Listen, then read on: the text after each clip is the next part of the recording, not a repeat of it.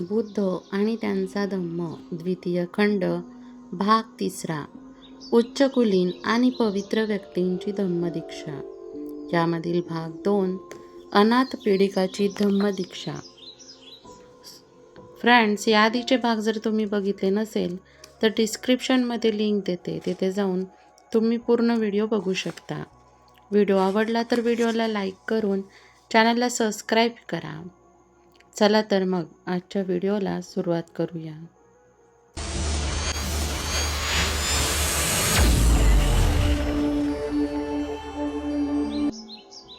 सुदत्त हा कोसल देशाची राजधानी श्रावस्ती येथील एक रहिवासी होता. या देशात राजा प्रसेनजीत याचे राज्य होते. सुदत्त हा राजाचा कोषाध्यक्ष होता. गरिबांना उदार देणग्या देत असल्यामुळे सुदत्त हा अनाथपिंडक म्हणून ओळखला जात असे. भगवान बुद्ध राजगृह येथे असताना आपल्या काही खाजगी कामानिमित्त अनाथपिंडक येथे गेला होता. राजगृह येथील ज्या व्यापारी संघाच्या श्रेष्ठांशी त्याच्या बहिणीचा विवाह झाला होता त्याच्याकडेच तो उतरला होता.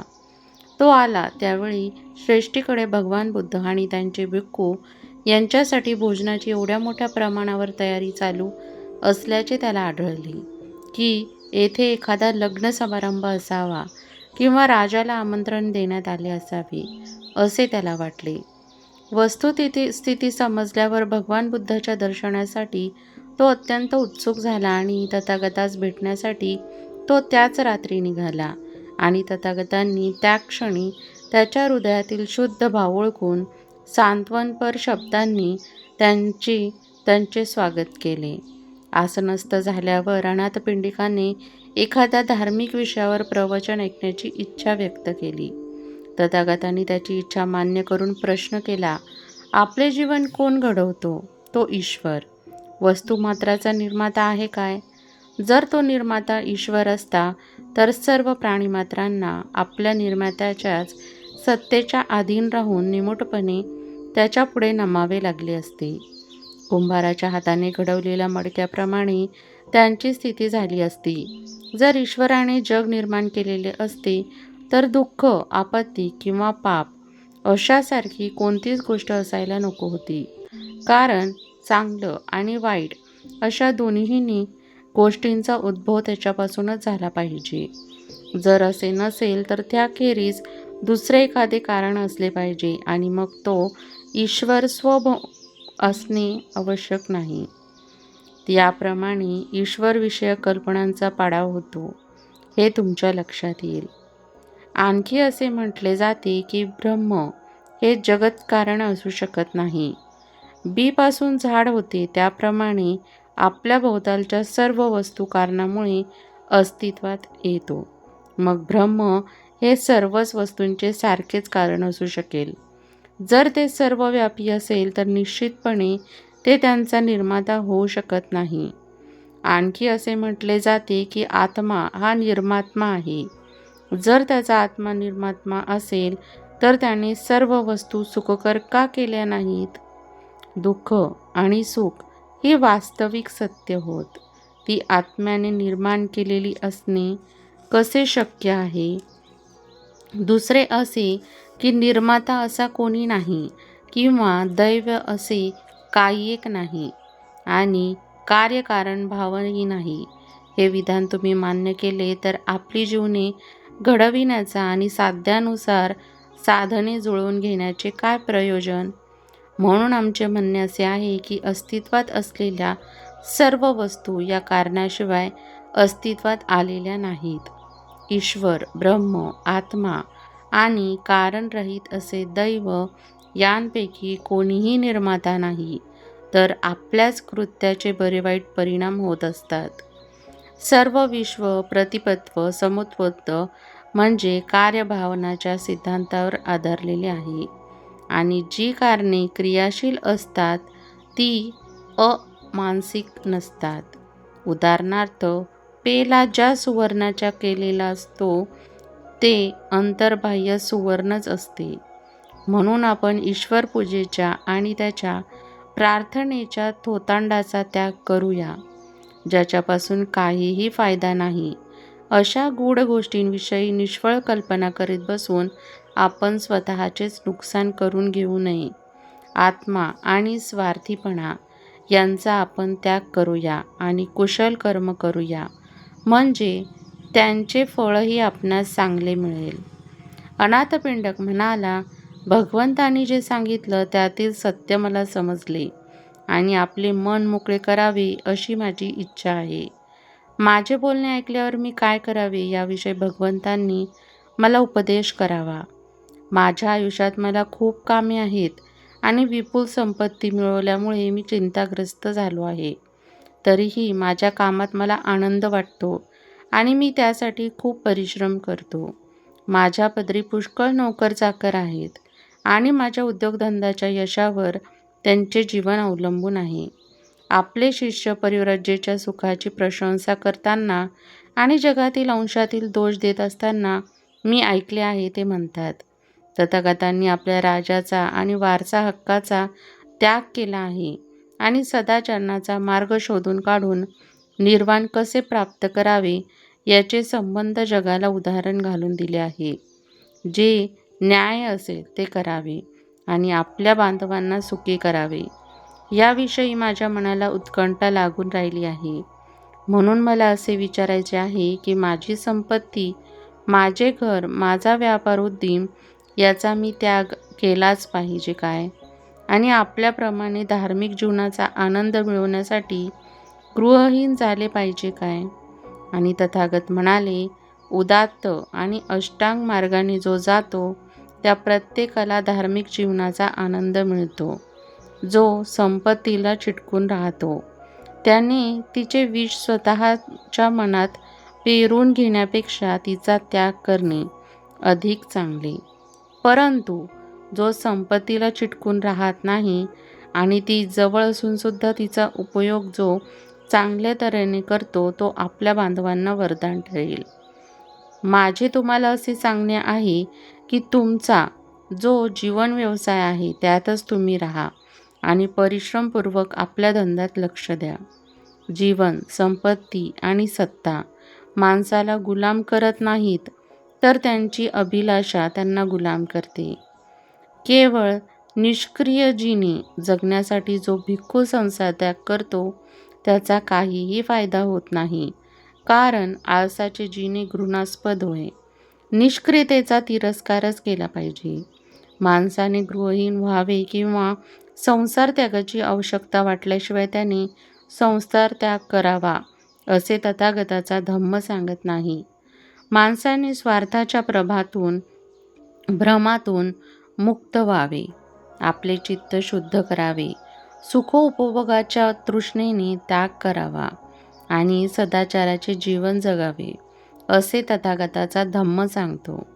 आणि लोक काहीही करोत, कारागीर, व्यापारी किंवा राज्याचे अधिकारी म्हणून ते या जगात आहोत किंवा संसार त्याग करून धार्मिक चिंतेत ते आपले आयुष्य घालवत, मात्र आपल्या अंगीकृत कार्यात ज्यांनी आपले अंतःकरण ओतले पाहिजे त्यांनी मेहनती व उत्साही असले पाहिजे. पाण्यात वाढणाऱ्या परंतु पाण्याचा स्पर्श न होणाऱ्या कमलाप्रमाणे ते असतील. जीवन संघर्षात कोणाचाही हेवा किंवा द्वेष करत नसतील आणि या जगात ते स्वार्थाचे नव्हे तर परम स्वार्थाचे जीवन जगत असतील, तर आनंद, शांती आणि समाधान ही खात्रीने त्यांच्या मनात वास करतील. अनाथपिंडकाला सत्याचे हे दर्शन सर्वोत्कृष्ट, साधे आणि शहाणपणाचे असल्याचे दिसून आले. याप्रमाणे खऱ्या तत्त्वज्ञानात स्थिर झाल्यामुळे त्याने भगवान बुद्धाच्या चरणाशी मस्तक नमविले आणि हात जोडून त्याने त्यांना उपासकाच्या दीक्षेची विनंती केली. पुढचा भाग आहे राजा प्रसेनजित याची धम्मदीक्षा. नंतर भगवान बुद्ध आपले ऐकल्याचे ऐकून राजा प्रसेनजित आपल्या राजेशाही इतमासह जेतवन विहारात गेला. हात जोडून वंदन करीत तो म्हणाला, माझे हे क्षुद्र आणि अप्रसिद्ध राज्य खरोखरच आज भाग्यवान झाले आहे, कारण आपल्यासारखा सत्याचा राजा धर्मराज जनकायक उपस्थित असताना या राज्यावर आपत्ती आणि संकटे कशी ओढवतील. ज्या अर्थी आता मला आपल्या पवित्र चरणांचे दर्शन झाले आहे, त्या अर्थी आपल्याला धर्ममृताचे प्राशन करून द्या. ऐहिक संपत्ती ही अनित्य आणि नाशवंत आहे, तर धर्मरूपी धन शाश्वत आणि अविनाशी आहे.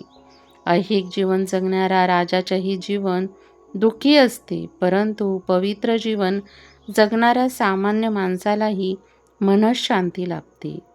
सुखाची हाव आणि अभिलाषा यांना कंटाळलेल्या राजाच्या मनाची स्थिती ओळखून आणि ही संधी योग्य आहे असे जाणून भगवंत म्हणाले, हीन स्थितीत जन्माला आलेल्या लोकांनी धर्मपारायण मनुष्य पाहिला तर त्यांना देखील त्याच्याबद्दल आदरभाव वाटतो.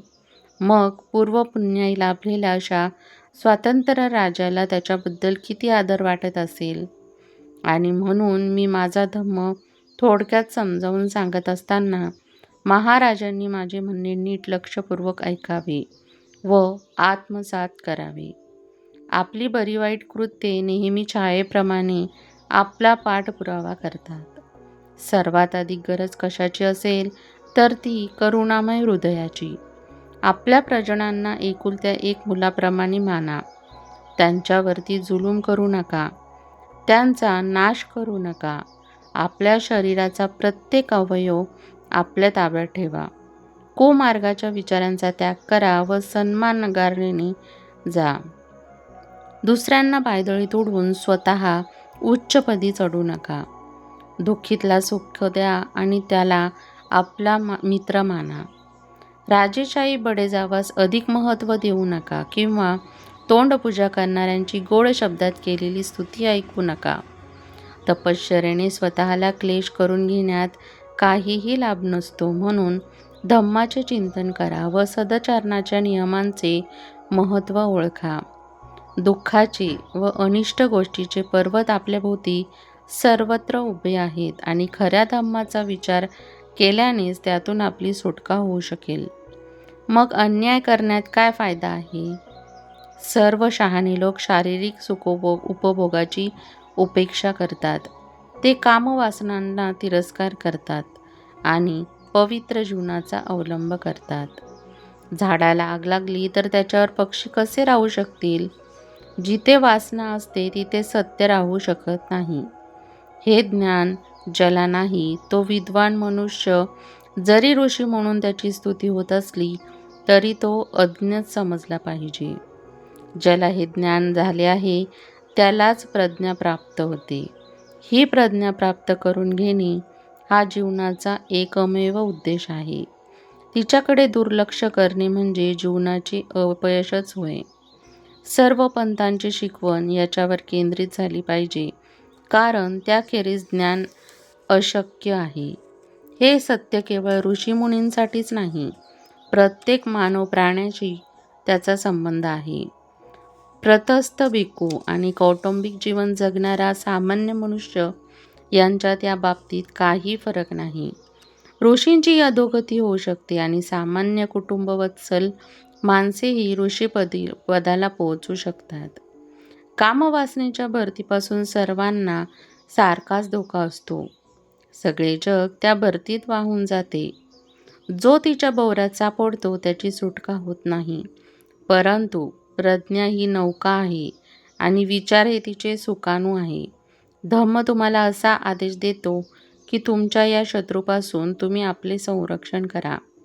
आपल्या कर्माचे परिणाम टाळणे आपल्याला अशक्य आहे, म्हणून आपण सत्कर्मच करावीत.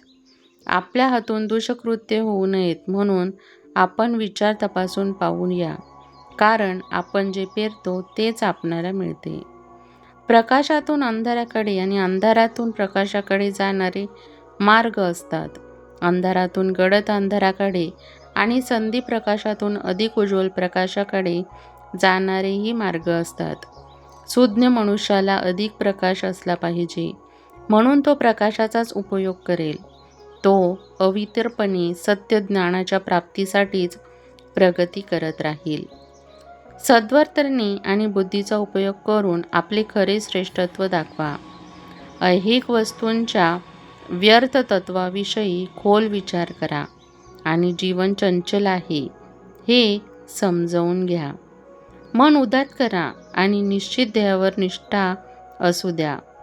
सद्वर्तनाच्या राजधर्माच्या नियमांचे उल्लंघन करू नका आणि तुमचा आनंद बाह्य वस्तूंवर अवलंबून न ठेवता तुमच्या स्वतःच्या मनावर अवलंबून ठेवा. असे कराल तर तुमची कीर्ती चिरकाल टिकेल. भगवान बुद्धाची अमृतवाणी राजाने अत्यंत आदराने ऐकली आणि अंतःकरणाने साठवली आणि त्यांचा उपासक होण्याचे त्यांना वचन दिले. पुढील भाग आहे 7वा, जीवकाची धम्मदीक्षा. जीवक हा राजगृहातील शाल्वती नावाच्या वेश्याचा मुलगा होता. औनरस असल्यामुळे जन्मल्याबरोबर ते मूल एका टोपलीत घालून मातीच्या ढिगाऱ्यावर टाकून देण्यात आले होते. त्या मातीच्या ढिगाऱ्याजवळ बरेचसे लोक त्या मुलाकडे पाहत उभे राहिले होते. राजकुमार अभय त्या बाजूने जात होता. त्याने लोकांना विचारल्यावर त्यांनी सांगितले ते जिवंत आहे, म्हणून त्या मुलाला जीवक असे नाव मिळाले. अभयाने त्याला दत्तक घेतले आणि त्याचे पालनपोषण केले. जीवन मोठा झाल्यावर आपण कसे वाचलो हे त्याला समजले आणि इतरांना वाचवण्याची तीव्र इच्छा त्याच्या मनात निर्माण झाली. म्हणून अभयाला न कळविता आणि त्याची संमती न घेताच तो तक्षशिला विद्यापीठात गेला आणि तेथे 7 वर्ष त्याने वैद्यकीचा अभ्यास केला. राजगृहाला परतल्यावर त्याने आपला वैद्यकीय व्यवसाय सुरू केला आणि थोड्याच काळात या व्यवसायात त्याने मोठे नाव कमविले आणि कीर्ती मिळवली. साकेत येथील एका श्रेष्ठाची बायको ही त्याला मिळालेला पहिला रोगी असून तिला बरी करण्याबद्दल त्याला 16,000 कार्शपण, 1 गडी, 1 मोलकरीण आणि 1 घोडागाडी इतका मिळाला. त्याचे लौकिक ओळखून अभयंकाने त्याला राहण्यासाठी आपल्या राजवाड्यातच जागा दिली. राजगृह येथे त्याने बिंबिसाराला त्रासदायक अशा भगंदर रोगापासून मुक्त केले आणि त्यासाठी बिंबिसाराचे 500 राण्यांचे सर्व अलंकार त्याला बक्षीस म्हणून मिळाले असे सांगतात. जीवकाने उल्लेखनीय असे केलेले इतर काही उपचार म्हणजे राजगृहातील एका श्रेष्ठीवर केलेली कवटीची आणि बनारस येथील एका श्रेष्ठीच्या मुलाला झालेल्या आतड्याच्या एका जुनाट रोगावरील शस्त्रक्रिया या होत. राजा आणि राजस्त्रिया यांच्या राजवैद्य म्हणून जीवकाची नेमणूक करण्यात आली होती. परंतु जीवकाचा भगवान बुद्धाकडे फारच ओढा होता. त्यामुळे तो भगवंताचा आणि त्यांच्या संघाचा वैद्य म्हणूनही काम करीत असे. तो भगवंताचा शिष्य झाला. तो आजारी आणि जखमी लोकांना उपचार करण्यास मोकळा राहावा म्हणून भगवंतांनी त्याला भिक्खूची दीक्षा दिली नाही. बिंबिसाराच्या मृत्यूनंतर जीवक त्याला मुलगा अजातशत्रू याच्या पदरी राहिला आणि अजातशत्रूने पितृवधाचा गुन्हा केल्यानंतर त्याला भगवंताकडे आणण्यास तोच कारणीभूत झाला. या पुढचा भाग 8वा, रठ्ठपालाचे धर्मांतर. एकदा बऱ्याचशा भिक्खूंसह कुरु देशात भिक्षा मागीत फिरत असताना कुरूंची नगरी थुल्कोकुट्टी तेथे राहिले.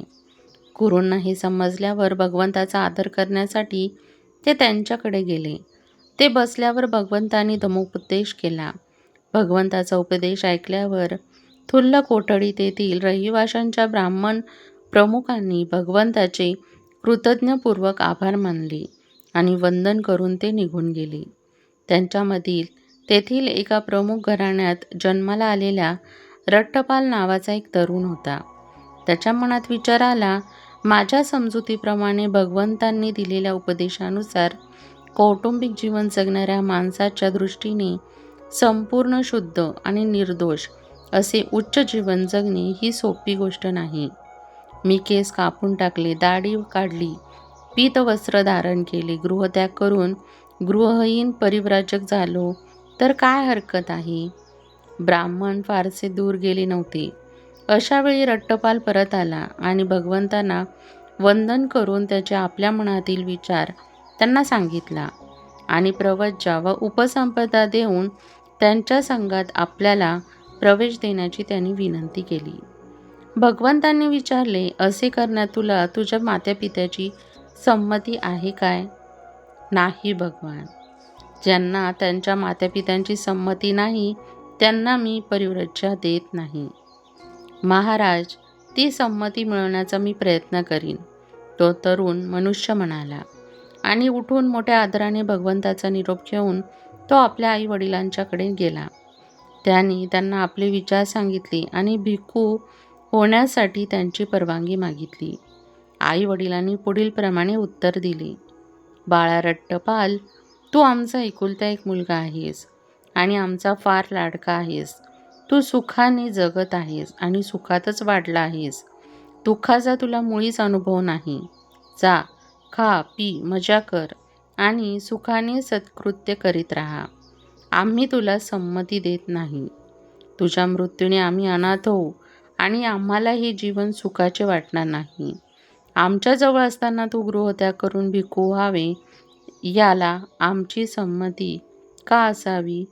दुसऱ्यांदा आणि पुन्हा तिसऱ्यांदा रट्टपालाने तीच विनंती केली आणि त्याच्या आईवडिलांनी ती पुन्हा नाकारली. आईवडिलांची संमती न मिळाल्यामुळे त्या तरुणाने उघड्या जमिनीवर लोळण घातली आणि एकतर मी इथेच प्राण देईन, नाहीतर भिक्खू तरी होईन, असे त्याने स्पष्ट सांगितले.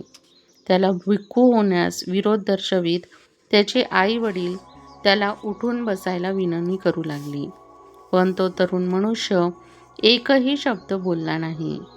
त्यांनी त्याला दोनदा तीनदा विनवणी केली, पण तरीही तो एक शब्दही बोलला नाही.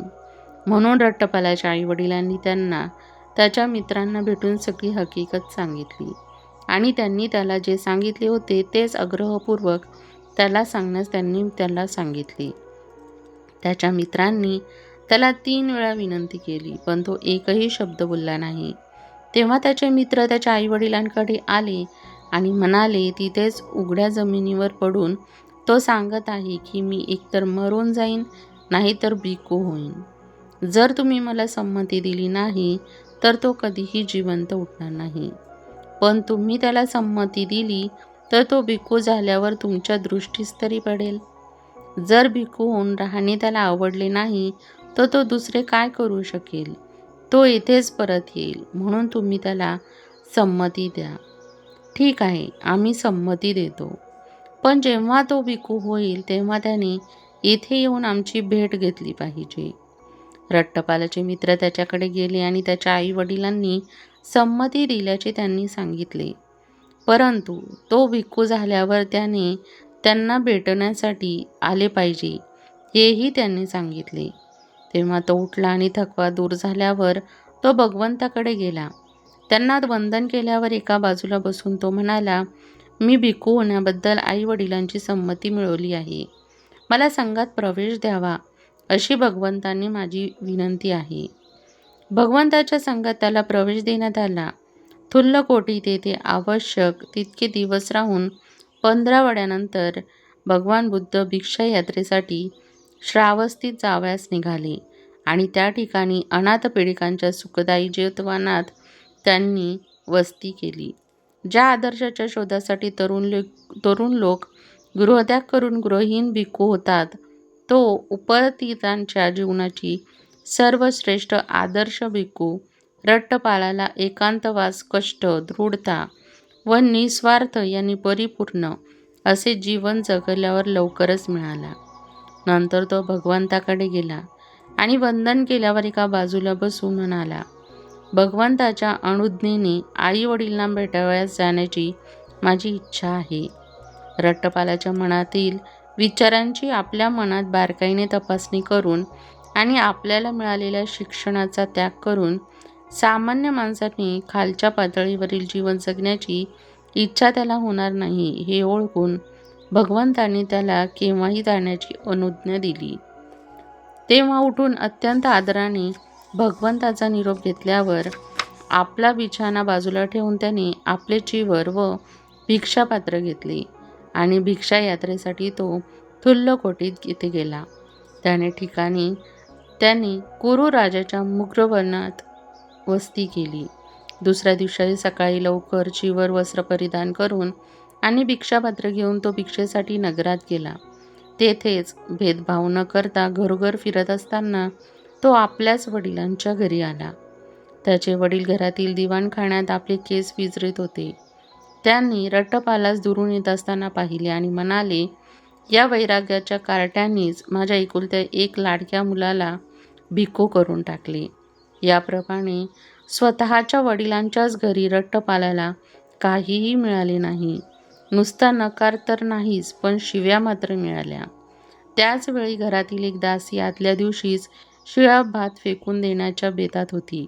तेव्हा रट्टपाल तिला म्हणाला, ताई, ते जर टाकून देणार असशील तर ते माझ्या या पात्रात घाल. त्याच्या भिक्षापात्रात भात घालीत असताना त्याचा आवाज, हात आणि पाय तिने ओळखले आणि सरळ मालकिनीकडे जाऊन मोठ्याने म्हणाली, मालकीनबाई, धाकटे धनी परत आले आहेत. तू म्हणतेस ते खरं असेल तर तू यापुढे दासी राहणार नाहीस. आई म्हणाली आणि आपल्या मुलाच्या आगमनाची वार्ता ऐकल्याचे आपल्याला पतीला सांगण्यासाठी घाईघाईने निघून गेली. कुंपणाजवळ बसून रट्टपाल तो शिळा भात खात असतानाच त्याचा पिता तेथे येऊन उद्गारला, बाळा, तू शिळा भात खात आहेस, हे खरे आहे काय? तू आपल्या स्वतःच्या घरी का येत नाहीस? गृहस्था, गृहत्याग करून गृहहीन बनलेल्या आम्हाला घर कसले? मी तुमच्या घरी आलो होतो, पण मला तिथे काहीही मिळाले नाही. नुसता नकारही मिळाला नाही, शिव्या मात्र मिळाल्या. ए बाळ, आपण घरात जाऊ. नको गृहस्था, आजचे माझे जेवण झाले आहे, रट्टपाल म्हणाला. ठीक आहे, पण बाळ, तू उद्या तुझे भोजन येथे करशील असे वचन दे. भिक्खू रट्टपालाने मौन धारण करून आपली संमती दिली. नंतर त्याचे वडील घरात गेले. तेथे त्यांनी सोन्या रुपयाच्या लगडी रचून त्यावर गालिचे अंतरण्याची आज्ञा दिली. पूर्वाश्रमीच्या रट्टपालाच्या स्त्रिया असलेल्या आपल्या सुनांना त्या आपल्या पतीला आवडत असलेल्या सर्व प्रकारचे साजशृंगार करण्यास सांगितले. रात्र संपल्यावर घरात भोजनासाठी उत्तम पदार्थ तयार करून ठेवण्याची आज्ञा त्याच्या पित्याने दिली आणि तयारी झाल्यावर मुलाला कळवले. दुपार झाल्याबरोबर चिवर परिधान करून आणि भिक्षापत्र घेऊन भिक्खू रट्टपाल स्वतःसाठी ठेवलेल्या आसनावर येऊन बसला. नंतर त्या सोन्या रुपयाच्या राशीवरून गालिचे काढण्याची आज्ञा देऊन त्याचा पिता म्हणाला, हे तुझे मातृधन आहे. ती तुझ्या पित्याची आणि ती तुझ्या पितामहाची संपत्ती आहे. आनंदाचा उपभोग आणि सत्कृत्ये या दोन्हींसाठी तुला भरपूर संपत्ती आहे. ए बाळा, तुझी श्रमणचर्या सोडून दे. सामान्य माणसाच्या जीवनाचा पुन्हा अवलंब कर. भोग, उपभोग आणि सत्कृत्य कर. गृहस्था, तुम्ही माझा सल्ला ऐका आणि या सगळ्या संपत्तीच्या राशी तुम्ही घेऊन जा आणि गंगा नदीत बुडवून टाका. का? कारण तिच्यामुळे तुम्हाला फक्त दुःख, शोक, संकटे, मानसिक व शारीरिक यातना आणि क्लेशच भोगावे लागतील. भिक्खू रट्टपालाच्या पायांनी मिठी मारून त्याच्या पूर्वाश्रमाची स्त्रिया त्याला विचारू लागल्या, ज्यांच्यासाठी आपण हे उच्च जीवन जगत आहात त्या अप्सरा आहेत तरी कशा? तो म्हणाला, भगिनींनो, कोणत्याही अप्सरांसाठी मी त्या जीवनाचा अवलंब केलेला नाही. आपल्याला त्याने भगिनी म्हटल्याचे ऐकल्याबरोबर त्या स्त्रिया मुच्छर्थित होऊन जमिनीवर पडल्या. रट्टपाल आपल्या पित्याला म्हणाला, गृहस्था, मला अन्न द्यायचे असेल तर दे, मला त्रास देऊ नकोस. भोजन तयार आहे, बाळ, सुरुवात कर, पिता म्हणाला आणि मुलगा पोटभर जेवेपर्यंत त्यांनी त्याला उत्तमोत्तम पदार्थाचे भोजन दिले. भोजन झाल्यावर कुरु राज्याच्या मृगवनात तो परतला आणि दुपारच्या भर उन्हात तो तेथे एका झाडाखाली बसला. आपण पाहायला येण्यापूर्वी ते वन स्वच्छ करून ठेवावे, जशी राजाने त्याच्या पारध्याला आज्ञा दिली होती.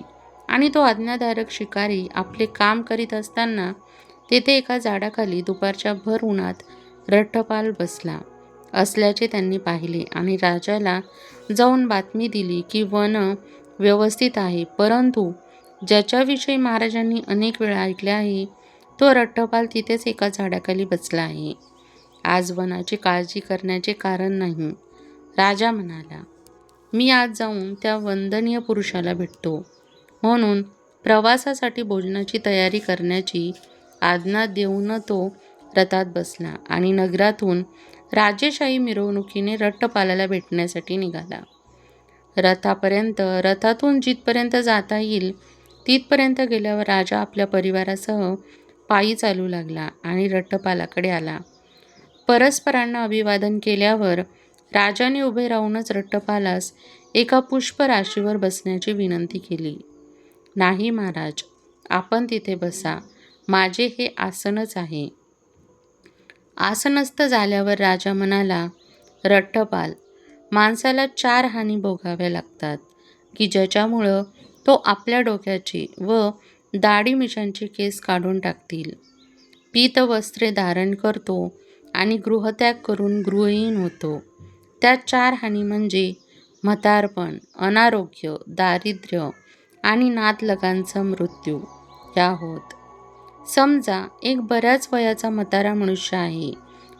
वृद्धत्वामुळे थकलेला आणि मरणाच्या पंथास लागलेला आहे. आपली स्थिती तो ओळखतो आणि अधिक संपत्ती मिळविण्यात किंवा मिळालेल्या संपत्तीचा सदुपयोग करण्यातील अडचणीची त्याला जाणीव आहे. म्हणून तो परिव्राजक बनण्याचे ठरवतो. यालाच म्हातारपणाची हानी म्हणतात. परंतु तू तर भर जवानीत आहेस. तुझे केस काळेभोर असून वृद्धत्वाचा त्यांना स्पर्शही झालेला नाही. तू रूप यौवन संपन्न आहेस. तुझा वृद्धत्वामुळे होणारा कोणताही तोटा झालेला नाही. मग तुला असे काय समजले किंवा तू असे काय पाहिलेस वा ऐकलेस की ज्यामुळे तू गृहत्यागाचा मार्ग पत्करलास? किंवा समजा की रोगी, यातना भोगणारा किंवा अतिशय आजारी असा मनुष्य आहे. तो आपली स्थिती ओळखतो आणि अधिक संपत्ती मिळवण्याकरता किंवा मिळालेल्या संपत्तीचा सदुपयोग करण्यातील अडचणींची त्याला जाणीव आहे. म्हणून तो परिव्राजक बनण्याचे ठरवतो. यालाच अनारोग्याची हानी म्हणतात. परंतु तू आजारी नाहीस की यातनाही भोगत नाहीस. तुझ्या नेतमस्तक प्रकृतीमुळे तुझी पचनशक्ती चांगली राहिली आहे. म्हणून अनारोग्यामुळे जो तोटा होतो तसा तुझा झालेला नाही. मग तुला असे काय समजले किंवा तू असे काय पाहिलेस व ऐकलेस की ज्यामुळे तू गृहत्यागाचा मार्ग पत्करावा? किंवा तिसऱ्या एका माणसाचे उदाहरण देऊ. श्रीमंत आणि वैभवशाली झाल्यानंतर आणि क्रमाक्रमाने ते वैभव गमावल्यानंतर तो आपली स्थिती ओळखतो. अधिक संपत्ती मिळवण्यातील किंवा मिळालेल्या संपत्तीचा सदुपयोग करण्यातील अडचणीची त्याला जाणीव होते. म्हणून तो परिव्राजक होण्याचे ठरवितो. याला नातलगांच्या मृत्यूमुळे तो तोटा होतो तसा तुझा तोटा झालेला नाही. मग तुला असे काय समजले की किंवा तू काय पाहिलेस की ज्यामुळे गृहत्याग करण्याचा मार्ग तू पत्करलास? रट्टपाल उत्तरला, महाराज, मी गृहत्याग करून गृहहीन झालो. याचे कारण असे की ज्ञानी आणि दार्शनिक सम्यक बुद्धांनी सांगितलेले 4 तत्वे मी समजून घेतली. पहिली, ऐकली.